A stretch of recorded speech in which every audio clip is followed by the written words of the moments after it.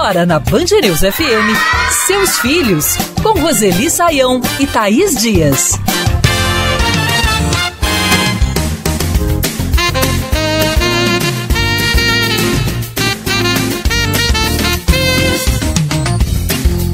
A discussão sobre a reforma do ensino médio recentemente voltou à tona com a suspensão do calendário de implementação por parte do Ministério da Educação. A decisão veio depois de críticas da comunidade escolar, que pede uma reformulação do projeto. A lei tinha como principais objetivos tornar o ensino mais atraente e, com isso, reduzir a evasão escolar e também preparar o jovem para o mercado de trabalho. Mas, na prática, não estava cumprindo com esses objetivos, segundo especialistas, profissionais da educação e estudantes. Com a suspensão, agora será aberto um processo de audiência pública para ouvir entidades ligadas à educação, professores e também alunos. Lembrando que o processo de mudanças previstas para o Exame Nacional do Ensino Médio, o Enem, de 2024, também está interrompido. O que já estava em vigor continua valendo. As mudanças que estavam previstas para o futuro, essas sim, estão suspensas temporariamente. Pela lei que foi aprovada em 2017, as escolas devem oferecer 60% dos tempos de aula em disciplinas obrigatórias, como português e matemática, por exemplo. Nos demais 40%, seriam ofertados os itinerários formativos, que seriam disciplinas eletivas dentro de 4 grandes áreas: ciências humanas e sociais, linguagens, ciências da natureza e matemática. Um dos problemas levantados pelos especialistas é de que a heterogeneidade das escolas e do território brasileiro não foi considerada na hora de colocar em prática essa reforma. Outro questionamento é o aumento do abismo social no ensino, já que a maioria das instituições públicas não foram adaptadas para adotar essas novas regras. Isso sem falar da falta de capacitação dos profissionais de educação e de informações para a comunidade. A reforma do ensino médio é o nosso assunto a partir de agora, nos Seus Filhos em versão ampliada. Eu, Thaís Dias, sigo por aqui, junto comigo sempre ela, Roseli Saião. Tudo bem, Roseli? Tudo bem, Thaís. Vamos lá. Minha voz. O Enzo Gabriel, de 17 anos, está no 2º ano do ensino médio e divide conosco a sua percepção sobre o novo ensino médio. Bom, com essa mudança, a gente não sabe muito bem o que vai cair no vestibular, né? Não é nem muito claro para a gente e nem para os professores. Na escola, reduziram algumas aulas, colocaram as outras que a gente não sabe se eventualmente vão ajudar em alguma coisa, e a gente fica com medo de que, esse tempo todo que a gente está investindo no nosso estudo seja à toa, né? Eu não sei como é que será a prova, e eu gosto muito da ideia de estudar aquilo que eu gosto, mas prefiro ainda mais da ideia de vestibular, de passar no vestibular e entrar para a faculdade, que é realmente o meu sonho e aquilo que eu desejo. Roseli, essa insegurança vem muito da falta de informação também, na hora de colocar em prática essa reforma do ensino médio? Pois é, Thaís, nós não temos a tradição de compartilhar informações com estudantes, com professores, a respeito das mudanças que ocorrem na formação dos currículos, por exemplo, né? Então vem essa insegurança, que é compreensível. Nós temos hoje muitos ensinos médios diferentes e é preciso considerar que todos os alunos, ou pelo menos grande parte dos alunos, tem o sonho de passar no vestibular, como a gente ouviu. Palavra de ouvinte.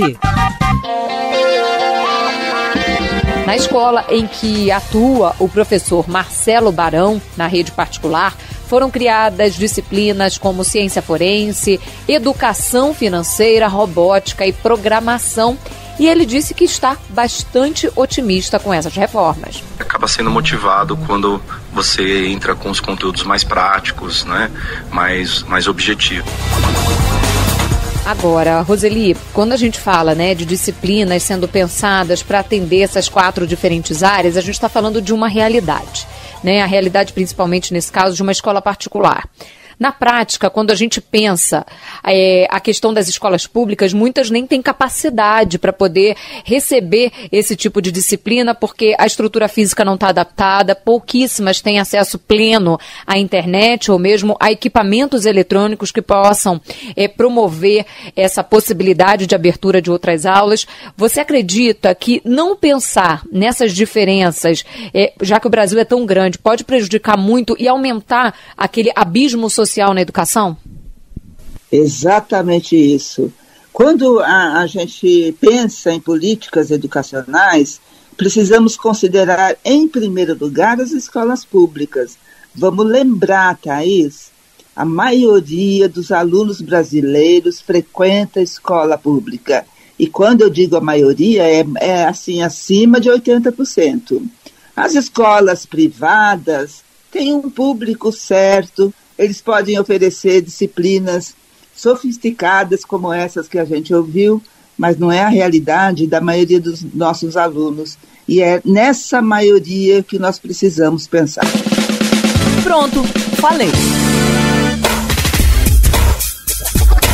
A Ana Carolina Kapler, que é professora da rede estadual no Rio de Janeiro, conta que a falta de estrutura nas escolas públicas está criando uma disparidade. A gente está enfrentando muitos desafios. Por exemplo, as escolas públicas estão ficando cada vez mais distantes do que está sendo ensinado na escola particular, porque falta estrutura tecnológica, estrutura física. A exclusão de disciplinas na escola pública, ela está acontecendo. Na escola particular, ela não acontece, porque o aluno acaba tendo aula extra, aula à tarde, projeto à tarde. Então, assim, para o aluno da escola particular, não está sendo tão brusca essa mudança. Roseli, quando a gente pensa numa reforma estrutural, como seria, né, essa reforma do ensino médio, como é que a gente pensa uma reforma ampla e heterogênea, considerando a realidade brasileira? Thaís, cá entre nós, né? Nenhuma política educacional voltada, né, para aplicação escolar foi debatida, foi discutida, foi considerada nesse nosso país que é tão grande e nas regionalidades, nenhuma. E era mais fácil estabelecer reformas até agora do que aprimorar aquilo que já existia. Então é importante que a partir das discussões que estão acontecendo, considerar a questão do regional, do particular e mais, além de tudo isso, nós temos um aluno diferente dentro de cada classe. Não importa se a escola é pública ou privada, mas é preciso que os professores saibam ensinar para todo tipo de aluno, que aprende de maneiras muito diferentes.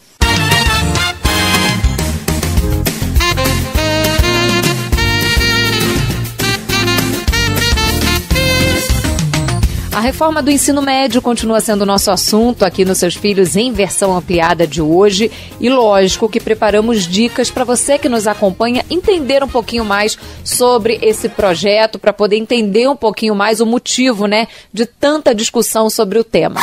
Vamos navegar!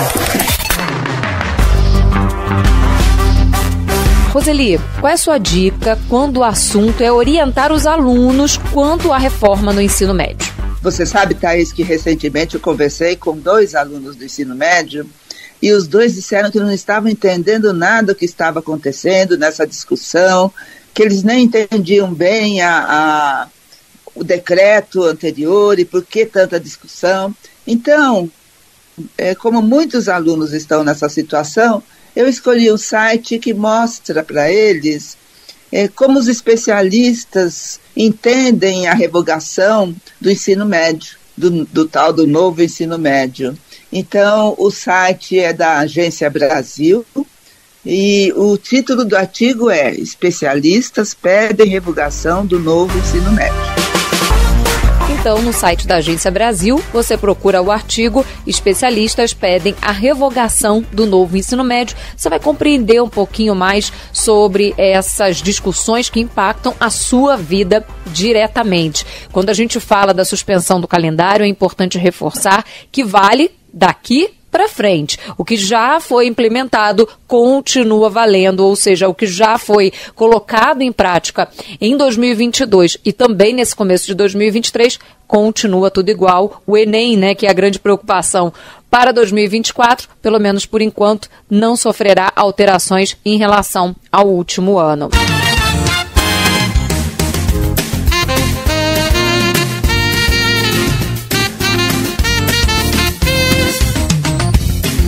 A reforma do ensino médio, tema muito discutido, né, não só na comunidade escolar, mas na sociedade como um todo. Nos últimos meses, continua sendo nosso assunto por aqui nos Seus Filhos em versão ampliada. Eu também quero falar. O Tarso Ferraz, que é graduado em História, disse que precisou lecionar uma disciplina eletiva chamada Projeto Disciplinar para os alunos do primeiro e do segundo ano do ensino médio. E ele fala um pouco sobre essa experiência. Eu tive que passar um semestre esticando esse assunto e perdendo aula de história. Então, a questão da história em si, eu tive que selecionar conteúdos imprescindíveis, mas não tive condições de dar todos os conteúdos que eles precisariam para fazer o Enem, para fazer o PAS, né, que aqui em Brasília é o Programa de Avaliação Seriada da Universidade de Brasília. Então, o abismo é muito grande, porque eles não tiveram todos os conteúdos necessários. E o que cai no vestibular é justamente essa base nacional comum curricular. Roseli, muitos professores acabaram vivendo essa realidade que o Tarso disse, né? A disciplina obrigatória acabou sendo colocada um pouco de lado, o conteúdo não foi passado em toda a sua integralidade. Por outro lado, eles caem numa disciplina que muitas vezes não tem o domínio, mas precisam, né, assumir essa responsabilidade. Essa falta de capacitação, de coordenação, né, macro para aplicação na prática também é um desafio enorme por parte desse corpo docente, né? Exatamente, Thaís. Os professores nunca recebem formação quando acontece uma mudança, vem uma nova reforma, ou mesmo se estabelece uma discussão como essa que está ocorrendo. Há um número muito grande de professores que não participam da discussão simplesmente porque a instituição ou as instituições em que ele trabalha não estão interessadas nisso. Então é preciso engajar os professores, que são os maiores implicados com toda mudança que acontece em qualquer política educacional. Na minha opinião... Bira Carlúcio é mestre em educação e divide conosco a sua percepção sobre a reforma do ensino médio. Qual a maturidade que esse estudante da escola pública, na adolescência, tem para escolher essas disciplinas? Se a gente tem na rede privada uma orientação vocacional, a gente mora na escola pública, tem um serviço social, tem um serviço de psicólogo. Então, assim, a gente seria se amparar esses estudantes para essa escolha, para a escolha para a vida. Então a gente já percebe aí que a gente tem um grande problema. Roseli, dois vieses, né, que foram levantados na época do surgimento da reforma eram exatamente esses.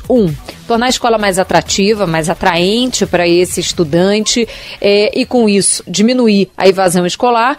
Por outro lado, também preparar esse jovem para o tal mercado de trabalho. A gente trabalha com isso há bastante tempo e sempre recebe o relato, quando a gente fala dessa questão, né, de muitos jovens falando, olha, mas eu não sei de fato qual caminho eu quero seguir, se eu vou querer seguir pela área de humanas ou se eu vou seguir pela área de exatas, e gera aquela angústia antecipada, e é uma escolha que acaba acontecendo muito cedo, já por conta do vestibular. Quando a gente traz isso para essas escolhas no ensino médio, a gente acelera um pouco mais essa angústia, exige essa escolha ainda de forma mais antecipada? Exato, Thaís, exato. Nós temos hoje um leque muito grande, né, de escolha para o aluno que está prestes a fazer um vestibular. Agora, exigir que ele faça essa escolha assim que ele entra no primeiro ano, que é um adolescente, no início da adolescência, nossa, é muito pesado para eles, né? Eles nem têm uma visão mais ampla um pouco a respeito das disciplinas básicas e fundamentais que ele terá a partir de agora, porque o ensino médio é para especializar um pouco mais as disciplinas, e aí pedem para ele fazer escolha. Não. Agora, sempre se pensa em mudança de disciplina quando se quer, assim, tornar a escola mais atrativa. Por que não pensar na organização escolar, né? Em vez de mexer sempre no currículo e a escola continuar do mesmo jeito, apenas com carga horárias diferentes das disciplinas, novas disciplinas, antigas disciplinas. Vamos pensar a organização escolar, é mais importante. Tô por perto. A Karine Toraldo, que é mãe do Pedro Henrique, reclama da falta de informação quando o assunto é a reforma do ensino médio. Mas eu vejo que atualmente não está sendo muito bem explicada, né, pelo MEC, né? Eu, assim, tenho um filho no 2º ano do ensino médio que pegou, assim, no meio do caminho e está trazendo diversos prejuízos. Primeiro que eles serão os cobaias no Enem, né, no próximo ano. O Enem que fizeram ano passado de teste não valeu de nada, esse ano não adianta fazer. Precisa de mais orientações aí do MEC, para poderem aplicar nos alunos de forma concreta e não ficar nesse achismo, cada um tá achando uma coisa, cada escola tá vendo de uma forma, né? E os prejudicados são os alunos. Só lembrando que, pelo menos por enquanto, não há mudanças em relação ao Enem, né? Com essa suspensão do cronograma de implementação da reforma do ensino médio, decisão essa que foi anunciada recentemente pelo Ministério da Educação. Mas, Roseli, quando a gente fala de uma reforma dessa magnitude, envolvendo, né, todo o ensino médio, a comunicação ela deve acontecer com a comunidade escolar, que inclui os pais, por exemplo, porque ela falou, olha, eu não entendo, eu só chego ali com a percepção do meu filho, fico angustiada, mas não sei bem o que está acontecendo. Como é que a gente aciona a família também num momento como esse? Você sabe que nós não temos muita tradição, né, de a escola se relacionar democraticamente com a comunidade em que ela está inserida. Então, sim, é importante discutir isso com os alunos e com as suas famílias. Nós sabemos que hoje as famílias são muito engajadas, aliás, às vezes até mais do que o próprio aluno, né? Com o ensino, com as provas, com o currículo. Então, seria importante chamar as famílias. Acontece que as famílias estão acostumadas a serem chamadas, em geral, para ouvir reclamações do filho ou para ouvir assim, o que a escola fez, o que vai fazer e ponto final. É preciso que a gente introduza essa prática do diálogo com a comunidade.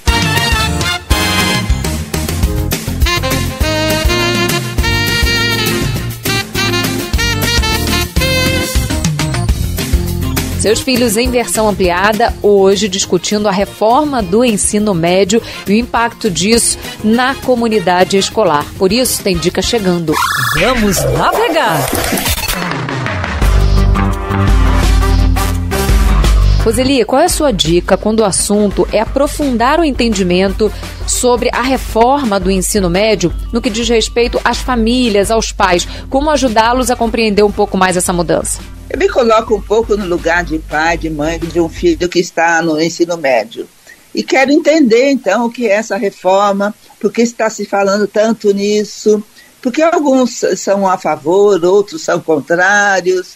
Enfim, é difícil, né, para o pai, para a mãe, para a família de um jovem que cursa o ensino médio entender tudo isso.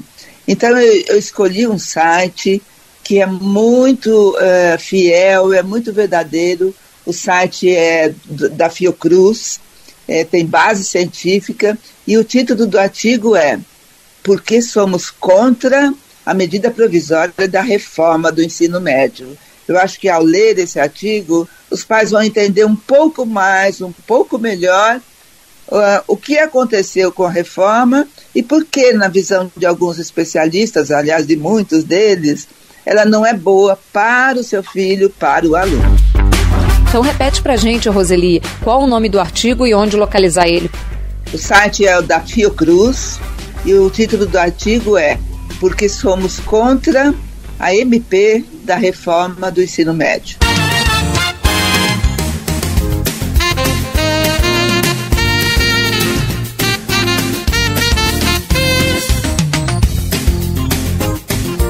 A reforma do ensino médio e a importância de discutir esse assunto continua sendo nosso tema aqui nos Seus Filhos em versão ampliada. Agora é hora de reunir quem entende muito desse assunto. Além da Roseli Saião, nós convidamos representantes do setor da educação para trazer um pouco dessa análise. Na minha opinião... Agora conosco, Ana Helena Altenfelder, que é presidente do Conselho de Administração da ONG Sempec. Ela acredita que uma reforma no ensino médio não é possível sem dar voz aos envolvidos e reitera que, para o projeto dar certo, é necessária uma liderança efetiva do Ministério da Educação. Primeiro é que para que qualquer reforma seja bem sucedida, é preciso considerar, dar voz ativa e garantir a participação efetiva dos principais envolvidos, nesse caso os professores e alunos, o que não aconteceu. O segundo ponto é que uma reforma dessa magnitude precisa da liderança do MEC. O total descaso do Ministério da Educação nos últimos 4 anos, não só com o ensino médio, mas com toda a educação básica, não permitiu que isso acontecesse. É isso, Roseli. É uma conjuntura de fatores que poderia ter sido minimizada se a comunidade escolar tivesse sido ouvida, se houvesse também, um acompanhamento mais profundo e mais próximo do Ministério da Educação? Nós temos 2 aspectos, Thaís. Um, se a reforma era realmente interessante no sentido acadêmico, E o outro caminho é exatamente a falta de consideração, de compromisso com toda a comunidade acadêmica, ou seja, professores, diretores e alunos, Então é preciso, como a gente ouviu, uma liderança firme, forte, comprometida, e é preciso pensar nas mudanças ou nas reformas, quando elas vão acontecer, ou quando elas são decretadas, é preciso pensar se faz bem para o ensino desses alunos, ou se apenas considera aspectos empresariais, por exemplo, o interesse da empresa em ter mão de obra mais qualificada ao final do ensino médio. Para bom entendedor, a diretora do Centro de Excelência e Inovação em Políticas Educacionais da Fundação Getúlio Vargas, Cláudia Costin, afirma que o ensino médio precisa de um aperfeiçoamento, mas com um olhar mais focado nos alunos. É muito importante aperfeiçoar o ensino médio, porém sem jogar a criança junto com a água do banho. O Brasil tinha uma situação única entre países de mesmo nível de desenvolvimento, que eram 13 matérias exprimidas em 4 horas de aula, quando todos os países com bons sistemas têm de 7 a 9 e não mais do que 8 disciplinas. Todos esses países têm áreas de aprofundamento escolhidas pelos alunos depois dispostos a todas as disciplinas. Isso pode ser feito também no Brasil, melhorando o que já foi implementado sem nenhuma coordenação do MEC, para que não tenhamos que desconstruir o pouco de bom que foi feito nesse período. Você concorda, Roseli? Você acha que de fato não é acabar com tudo que já foi feito, mas tentar aprimorar, melhorar, levando em consideração esses aspectos que a gente já conversou por aqui? Isso, Thaís, é isso que nós não fazemos, Não temos realmente esse compromisso de sempre melhorar. A ideia de melhorar para o Ministério da Educação e para muitos especialistas é mudar para um outro modelo. Mas a gente nem sabe se o modelo anterior era bom ou não, porque a gente não se dedicou completamente a ele, a gente não repensou as características dele, a gente quer reformar. Não, é preciso melhorar. E para melhorar, é preciso olhar para a qualidade da educação. Vamos navegar!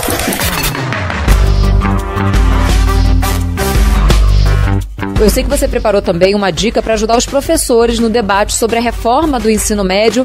Que dica é essa, Roseli? Olha, como são professores, eu escolhi um artigo acadêmico. Aliás, todo professor deveria conhecer esse portal, que é o Cielo, cielo.br, SCIELO, E o artigo que eu escolhi é A Reforma do Ensino Médio e sua questionável concepção de qualidade da educação. Cielo.br é o site onde você pode encontrar esse artigo, que a Roseli vai repetir o nome pra gente agora. A Reforma do Ensino Médio e sua questionável concepção de qualidade da educação. Lembrando que o nosso programa fica disponível para você ouvir quantas vezes quiser, né? E acompanhar as nossas dicas também no site bandnewsfm.com.br. É só clicar na aba Colunistas, Seus Filhos e dar o play. Se você ficou com alguma dúvida, se quiser participar com a gente, compartilhar uma experiência, fique à vontade. Anote o nosso e-mail, seusfilhos@bandnewsfm.com.br ou nos busque nas redes sociais, @Roseli Saião, Roseli com Y, Saião também, ou @Thaís B. Dias, Thaís com H.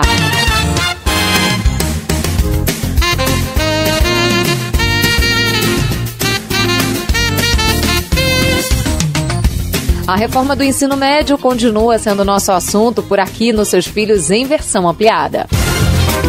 Para bom entendedor.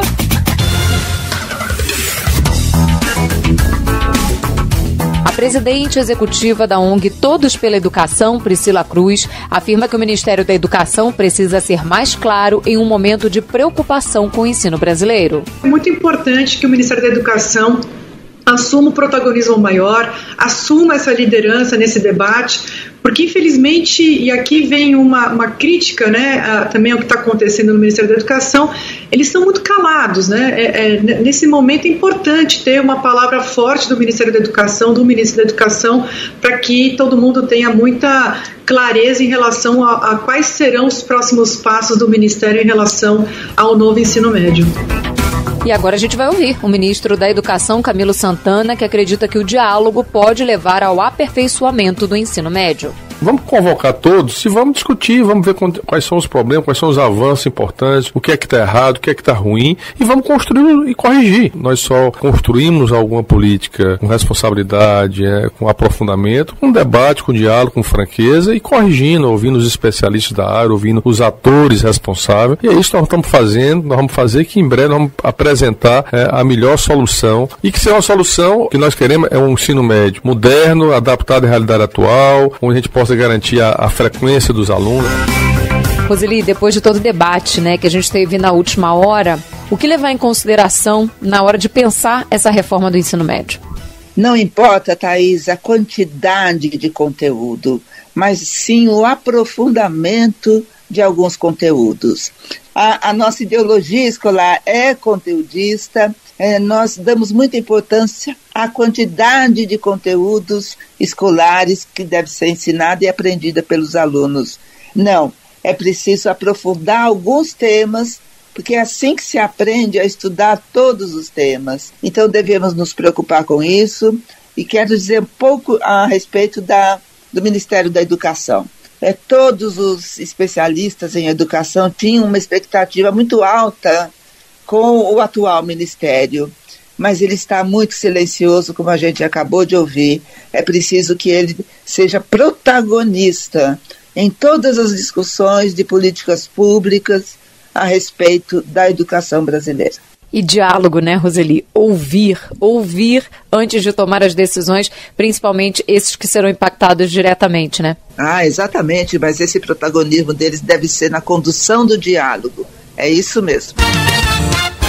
E se você quiser ouvir esse programa mais uma vez, entra lá no site bandnewsfm.com.br, procure na aba Colunistas o programa Seus Filhos, e aí é só dar o play, pode compartilhar à vontade também. Eu agradeço muito a sua companhia na última hora, a sua participação por aqui, e agradeço, lógico, a Roseli Saião pelos ensinamentos, pela conversa. Um beijo, Roseli. Um beijo, Thaís, eu que agradeço. Muito carinho para os nossos ouvintes, como sempre.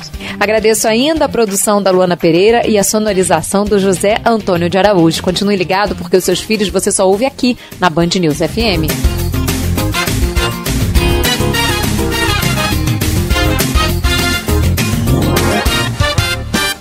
Você ouviu Seus Filhos, na Band News FM.